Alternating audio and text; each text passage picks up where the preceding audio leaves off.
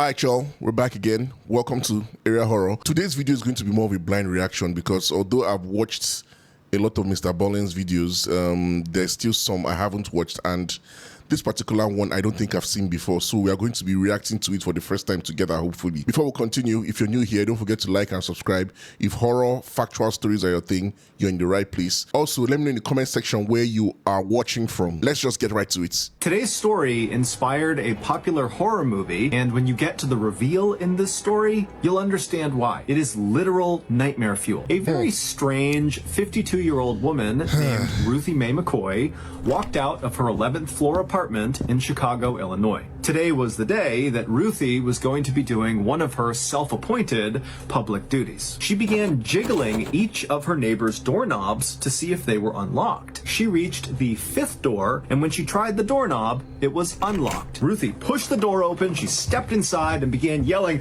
"Hey, look at..." See, I don't know why people who do these things. Just stay on your own. Why do you invite all these things to your life? Why? Jesus.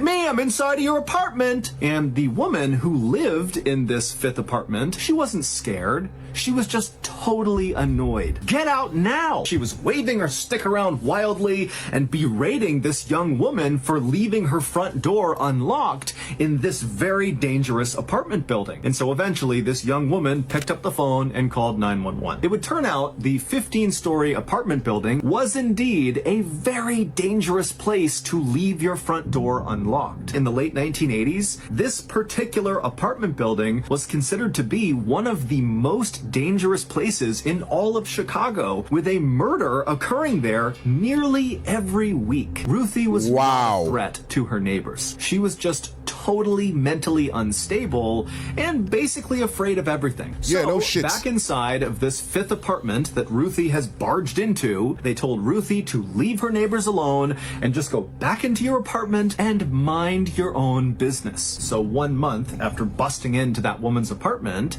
Ruthie got incredible news. She had recently begun going to a day program for psychiatric care at a local hospital, and the staff there is helping her apply for various government programs like disability payments. And so that month, Ruthie found out that the application they had sent off for her was approved, and so Ruthie was entitled to disability payments. She really began leaning into her religion. Specifically, she began tuning in to these very animated preachers that she would find on TV. And when she really liked one of them, she would write them a letter and she would ask them to bless her with miracles. And some of these TV preachers, who were actually just running scams, would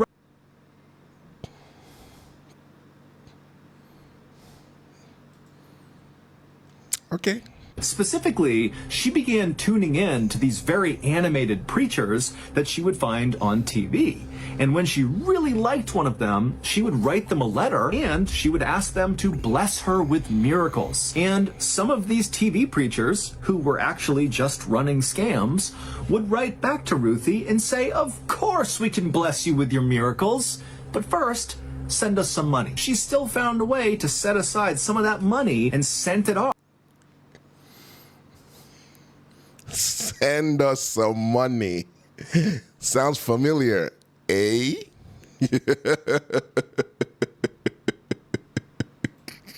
Right back to Ruthie and say, "Of course we can bless you with your miracles, but first, send us some money." She still found a way to set aside some of that money and sent it off to these TV preachers. Wow. And soon these preachers were sending things back to Ruthie. Things like a blessed piece of wood or bottles of water said to be from the Holy River, Jordan. She would excitedly wait inside of her apartment for her miracles to come true. And while she waited... Look, I'm sorry, but this particular part sounds like what a typical Nigerian person would do. Like, I'm Nigerian, right? We are so overtly religious. It's crazy. Like, I know at least 5, if not 10 people's mothers that will do this exact same thing. People's fathers. Like, there are people that give whole cars, whole houses to these animated pastors for miracles. Bro, I thought it was only a Nigerian thing. Chai! Now wow. she began tacking up all these newspaper articles all over her apartment of these people who miracles had happened to them. And in all of these stories, the person who the miracle happened to would describe looking in the mirror one day and just looking different. And so Ruthie began going to her bathroom mirror all the time and just looking at herself. But something else had begun happening when Ruthie was in the bathroom looking at herself in the mirror. And that was, she would hear somewhere off in the distance the sound of someone talking to her. It was almost like they were whispering to her, but she couldn't quite tell what they were saying. Now, Ruthie wanted to believe that these disembodied voices had something to do with her miracles coming to fruition, but Ruthie was naturally a very paranoid and scared person, and so she couldn't help but be a little bit scared of these voices. And so that afternoon, when Ruthie was on the bus headed back home after a doctor's appointment, she told a friend on the bus about these strange whispers she was hearing, and Ruthie would also say that she felt like these whispers meant that somebody was out to get her. And so this friend told Ruthie that, you really should tell someone about this. So you guys don't forget that she's actually mentally unstable. She's undergoing like some psychiatric care. Just wanted to put that out there first. Let us just put that out there first, right? Before we jump into, anyway, we know where the story is going, but I mean, just something to have at the back of your minds, right? But deep down, this friend was not that concerned. This was kind of normal Ruthie behavior. Exactly, This couldn't be a big deal. However, it would turn out to be a huge deal. That night, around 8:45 p.m., when Ruthie was back home at her apartment, she called 911. And when the dispatcher answered her call, Ruthie was in a total panic, and she was talking about something to do with the cabinets and with her bathroom and how her neighbors wanted to use her bathroom. And the dispatcher just did not understand. And they tried to ask Ruthie some clarifying questions, but Ruthie just could not put together a coherent sentence. And so the dispatcher told Ruthie that they would send police over right away. And then afterwards, the dispatcher would put out to the officers in the area, and when the officers got that call, they were not quick to respond. They knew Ruthie, they knew that this was likely nonsense. But 15 minutes after Ruthie called 911, 911 got another call from somebody else inside of Ruthie's apartment building, and they were calling to report hearing loud noises coming from inside of Ruthie's apartment. And so at this, the police did act quickly. They rushed over to the apartment building. They went to the 11th floor. They went to Ruthie's door, and they began pounding on her door. But Ruthie didn't come to the door, and it was totally silent inside of her apartment. And so at some point, the police called back to dispatch and asked them to call Ruthie. And so these police officers are standing right outside of Ruthie's door, and they're listening to the sound of Ruthie's phone ringing inside of her house, but Ruthie didn't answer it. And so the responding officers turned around and began walking down the hall and knocking on other people's doors and began asking them, hey, did you hear any loud sounds coming out of Ruthie's apartment?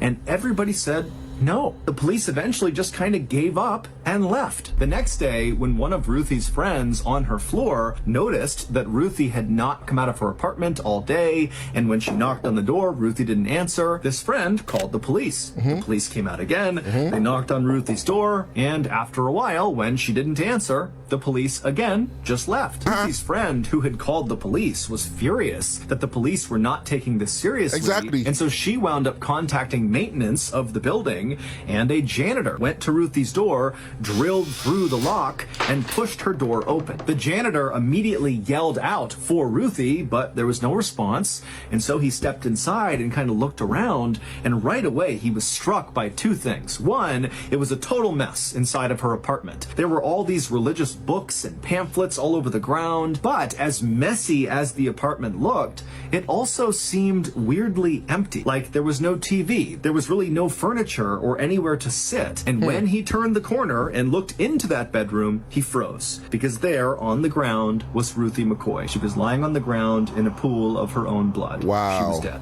The police were called, they came out, they walked around her apartment, and they that's real concluded that footage. this was kind of an open and shut case. Ruthie must have opened opened her door for the wrong person, who came inside and killed her. Just a couple of days later, the police would arrest a 19-year-old living in this apartment building named Edward Turner because he was found to be in possession of Ruthie's TV. Edward did not admit to doing anything, but the police assumed that, he must have tried to rob Ruthie, and in the course of this robbery, perhaps Ruthie had tried to fight back, at which point Edward had overpowered her and killed her. But the police did suspect that there was at least one other person involved in Ruthie's murder, so they did keep investigating. So about a month and a half after Edward was arrested, the police began hearing this very disturbing rumor about the building where Ruthie had lived. At first, the police completely dismissed it because it sounded totally made up. But when it kept coming up over and over again, the police finally decided they had to at least look into it in order to confirm that it was not true. However, when the police looked into this rumor, they would discover that it was true, and it absolutely played a role in Ruthie's murder. Whoa. Back on the night of April 22nd, 1987, so the night that Ruthie called 911 in a panic, well, what had really happened is Ruth was home around 8:45 when she heard this loud banging sound coming from her bathroom. And then before she could go over and inspect the bathroom, her bathroom door flung open, and standing in the doorway was this dark, tall figure who just suddenly took off running through her apartment, out her front door, out into the hallway. Ruthie was so startled she had no idea what to make of it. She called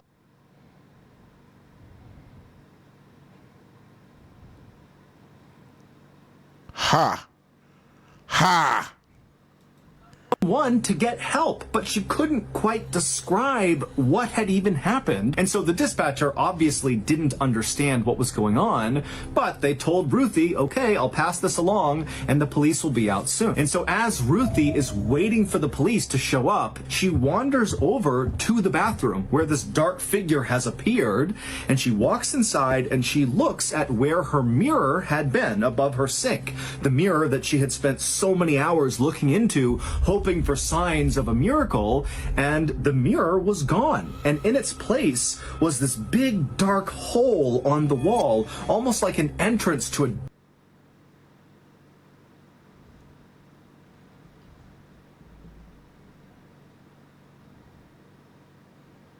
Jesus. Hey. I should not be watching this alone.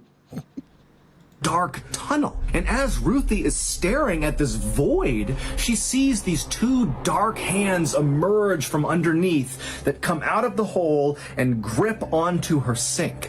And then eyes pop up and a man's head pops up, and then he uses his arms, which are clutched onto the sink, to pull himself up and out of the hole in her wall, where he plopped down on the bathroom floor and then stood up and stared at Ruthie.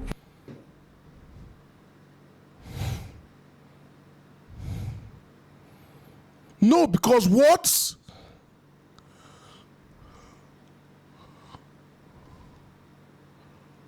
I don't think I want to continue this story.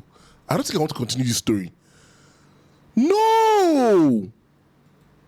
Everything after that point would have happened really fast. Ruthie likely began screaming, at which point the first man, the dark figure that had run out into the hallway and prompted Ruthie to call 911, he must have heard Ruthie screaming, and so he came running back in through the front door into Ruthie's apartment with a jacket over his head, and then at some point he or the other man who had come out of the hole in the wall yelled at Ruthie to get down on the ground. Maybe she didn't comply, maybe she did. But after that, 4 gunshots rang out. All 4 shots hit Ruthie. However, these 4 shots did not kill Ruthie right away. And so Ruthie was very alive as these 2 men stole her TV, they stole her rocking chair and some other things, and Ruthie was almost certainly still alive when the police did finally show up and began knocking on her door and calling her phone, but she was bleeding to death. She couldn't move, she couldn't make a sound, but the police just abandoned her, at which point she did die.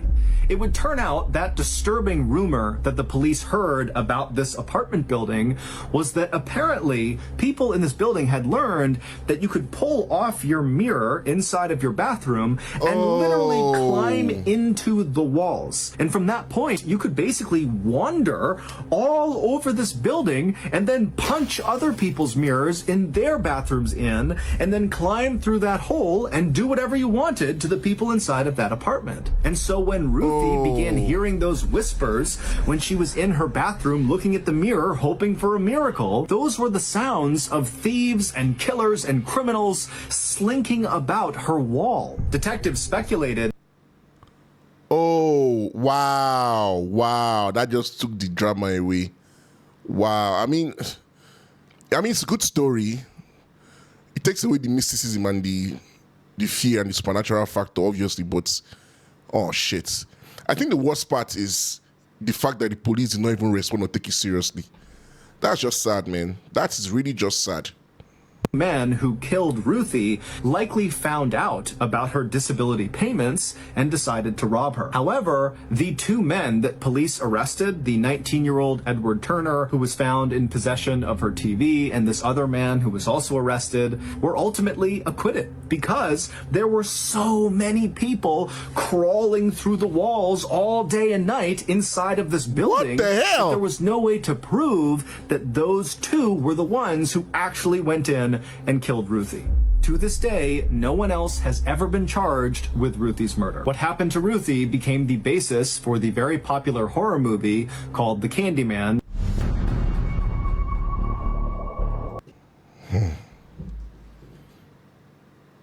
I mean, like I said earlier, it just took away the mysticism from the whole thing. But I think what pisses me off most is the fact that police didn't even respond or didn't take it seriously. But then again, can you blame them? Because she's known for this type of behavior. I mean, she had like psychiatric problems and all of that.